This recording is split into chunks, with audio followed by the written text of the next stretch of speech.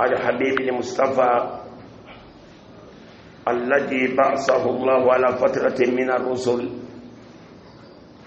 ألا تقولوا ما جاءنا من بشير ولا نذير فإنه البشير والنذير قد جاءكم بالنور المبين يهدي الله به من يشاء من عباده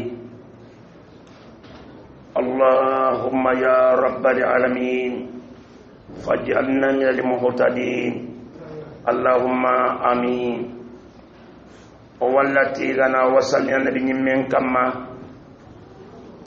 التي يحل هذا النبي من ما سلم بالله ولا الله نوارتي كمان على أي حال الله سبحانه وتعالى نوار ندم بالله على تيغان ندم بالله وصلوا فارسنن كما وصلي حل وفارسنن كما وكما إخوانا من مثلا دي وقت بوچنه كي نغندي كي بيغانو كهي من غيره أدوري من غيره أدو مني من غير جماعتي يلي تغارو بيغادي سربان سوغانتا كما يونغو يلي فريكي أني دواء مكهي من يلي علغنا ينبامها أغان قاو ينبامها دو كله بي يلي كمانين غنو كندا كتاكين كله دبر ندينا اللهم آمين كم بالله إخوة أورا أكومي دانروتي الله غنا دنيا موغاري خوني مسألة أورا وقت النغا هيبيغا تنيني كتا فرونجالنا فرونجالة kenyani baade nyimme roho nga baade nyimme yonkini furen challe nyai baade nyonki furen challe ada burunde ada utunde kata burundira baade daga non tutta kenyani ke amma furenga ayang inde ada kasankande kenni sere dan tanto hoyi huren toronya honi kenga badiliana lien kasarun tadoina lin daga furenya badil lagana lien kasarun tadoina li ina daga furen kasanka ka badin daga na li imenna do finu hillai furenga nan jallai adona tinga kata qabro annabi ni men datugaro khoren ko na di furenda ara tugado khoren ko badil lianonda huren ke baren di gankawa huren gankawa ken kitia ara tugado khoren ko hurum badil liano ko immen kaga tugado be kitakure ke golle ngai dana sallai na hirindi iga baraje be kita fa sennenti sallallahu alaihi wasallam serebe gana tawe muslimi hure badeti ma kagan taga sallinai wala mi gan taga sallinai an kama nga ille le baradin cada gandanga na ga hudi gide ko an kama ndo baradin cada nga ille ne katankanga adin ko enda ko to nga hudi gide mo keni tugaro ne koy kenga se tugaro awa badil liano kana kera ga kilundi nanti ngari ni bari ke di like tugado amuru awwala shay farenti gelli amma ille katanka ngami ganta ka hure burnu amma ta anke nda burde mi ganta hure ke burbe ade burundano li halle alli sari andaga kan ina ille ke mekinna ngati ina ille hudi gide meronam balancin hudi gide nga akoro ye qaswatu agillo ye kamundi qaswatu addin ko ye qaswatu kilo be hakenga ken ko na kenta pat puwa be hakenga ken ko na ken puantu awa farenti be gana tawe hurem nchallenga ina ken menkinanga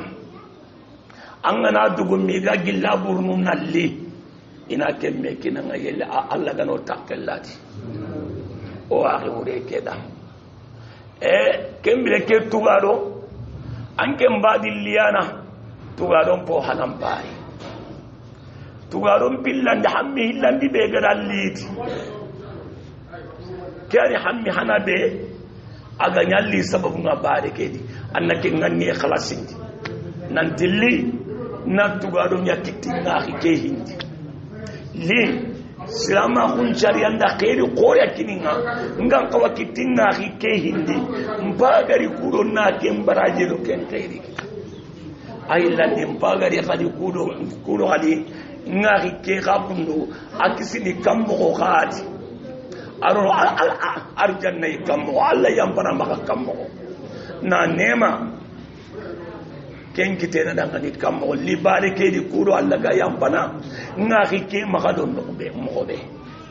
oy ken katalle farenti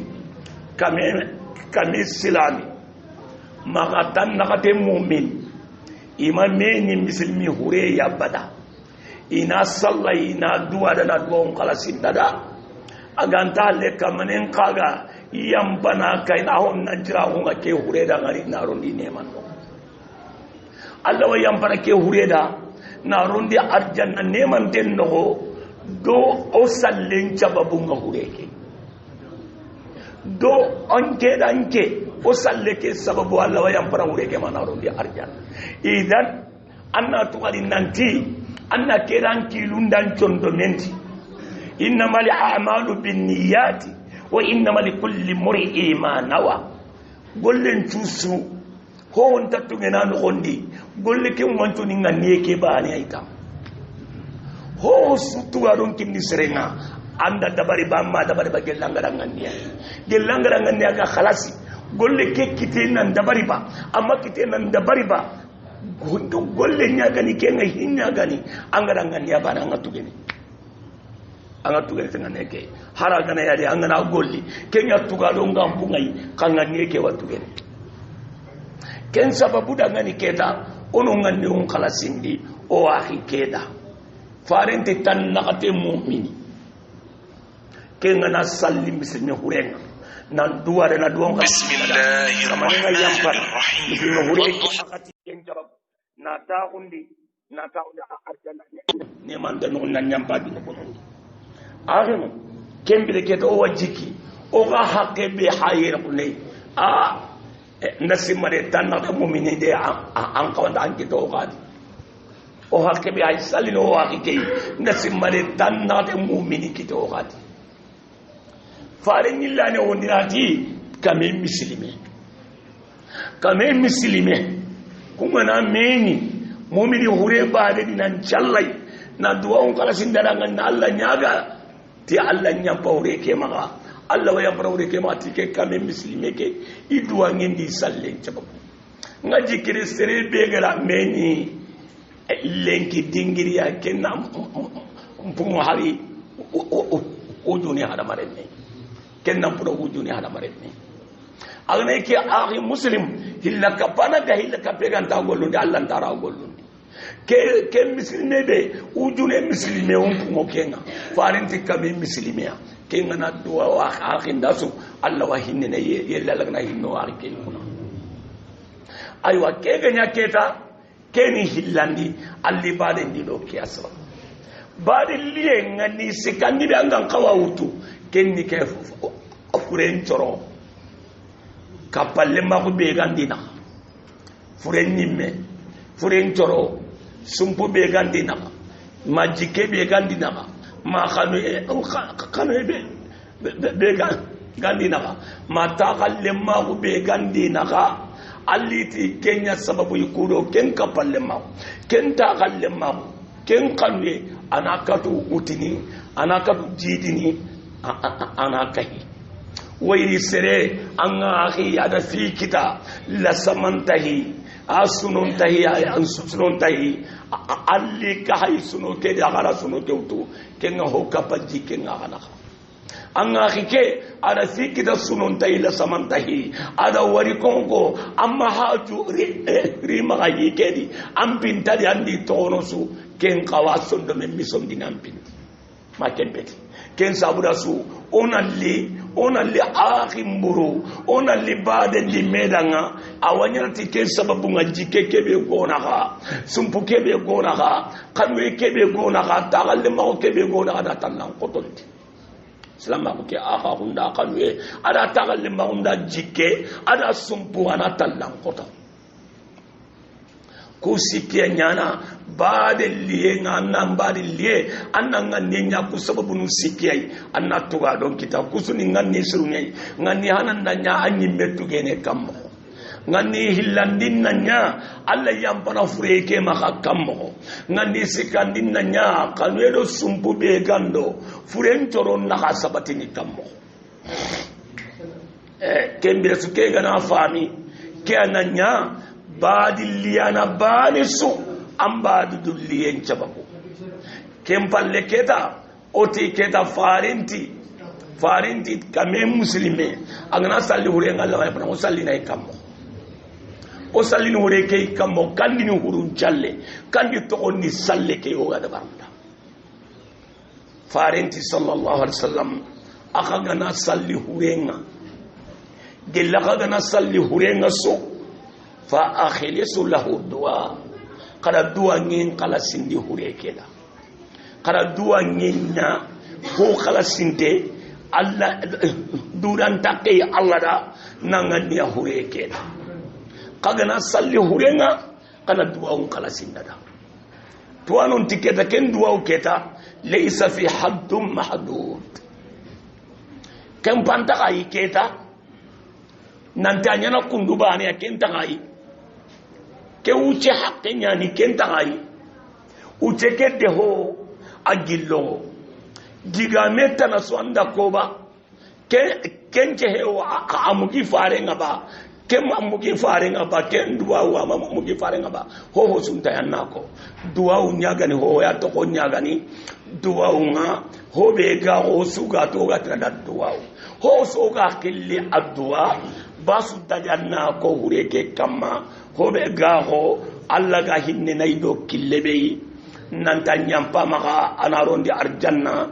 ana kisi qabura nyanga kata qabura lihiye ana kisi lakhara masiburu lakhara torasu lakhara ne masu ana tagadanga ana nyakendun kei anyampa maka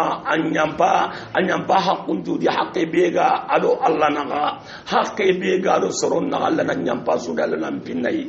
ana bismillah ana daro ata qur'ana ana horoma ana kisi qabran tora qabran nyanga kata wanna kini munkiri tinde ana nyawdara na kisai ana jabiti seda shawo ana jabiti la ilaha illallah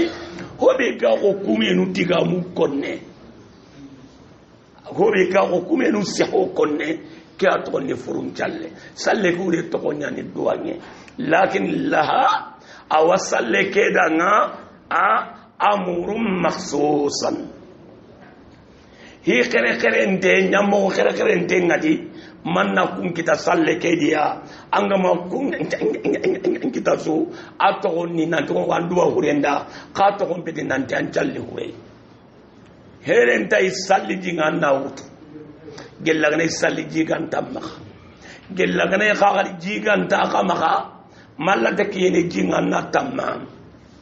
agane sulladan pore gasrebe anta telanke na lohurun challendi yagarebe gane ladan pore nganga allah ntai kape hurun challano hurun challenga basun tadi anna duwa dangan duwa usugalinga da kantaro no hurun challe ke no kondi serebe janaba ngam pate ndamma janaba ke girindi masalli jintanga tamami entanga kembe faranta sahana anna lohurun challe no kondi akhir kuy akhir khadi ojon koy ni kata furenga ona saundo nukane odo alikabana ama akhir nanti hurenga anyini kara yokuwa kara ma hurenga anyini kenkan nandia okutengentenga kimbaka ngakenga sako kenkan nandi onta kenda bana khosra kundu o wala badu nyogo anna nyoko hurenga honu wakane honu hurenkane honu hurengi alle kama ka kenda bari kendi amma salli hureke salle ke ga koyi mo be hureke kana saundi na kadu kane akana sigi katai hurun challe nga khere tike gai amma nya ke so andu wala ngani amma sallai kem mo wani kadi sapanu nan cigi on tanya ho su ngano da anta huntani ancha huntani ba angiri intani ba amballa ko intani ba anjon ko intani ba adam mantan nan duwa ay kempeti furun challenga antengene ya kana sapanu cigindi nan telengo kenya to nan lawanya na hurun challe awre ta kan ko ho wana salle ke dabar ni tudui on talimami kandana on ta ken qaqil hurun jallenga duwa unyani ke mo sunanti ho nan duwa dangani ken do duwa ta ko gane nyana tigi furun jalle nan jalli hurenga farenga mo kebe ko kembe su aka sikia alimami na boga ga yana ware kane ana sembe hurenga ana siga halle kembe su ken nyana furun jalle herente gadi makabari yenanya ko ngani sallen cigindini anga kabar ni mogobe manna kabar yenda bari takbiratul ihram manna kenda baran nanti Allahu akbar kembere su ke ga di hurun jalle ke akhire ti ke ga anga ligan cigandu warata amma kabar unta kanda hurun jalle ndabari anduwa hure ke da amma salli hure ke o ne tinanya hurun jalle nga anda takbiratul ihram ndabari takbiratul ihram balle keta kembere keta osuro sallendi kembere keta salli mo gani kebe on sikki ken kai o sikkiya nan tembe me o kitunga oni utoni sahu o kitite ngoni sahu kitinogun kamo gidi men kama o kabari en balle kempalle keta kembere keta o hay duanga a keta ngani keta o kudo alimami su o suna duwa hure keda ba sun tadi kabari hana ke fatiha ona khara maganyame fatiha ona khara maganyame kabari hanan alhamdulillah rabbil alamin mangandagati wala dallin amin kabari hanan di anna kenda bari kabari hillandi anna salli annabi nimme maka o ay nyam mo ne yoga konno o mate akan peke mo wayde o tangara duwa on kere ti mo khosu angara duwa su si ha ko kabari ke Allah wanya ko hay anya mo gobe o gatina ane nya fasangun tenni o ay kenno ko akoyni o mate ke gam pasa su yaka o matem ko kabari hillandi ke alle keta kabari hanan anda fatiha qara alhamdu manga dubutanai ken no di angal mami walla anati Allahu akbar an kanati Allahu akbar o su kembire kabari hanan nyame ara kampana nyame ara kampillandi mpagaro anna salli farisen nen kam nabi maka salle susiha sariang agara kuno da ngani so awatella nan jalle min maka tikenga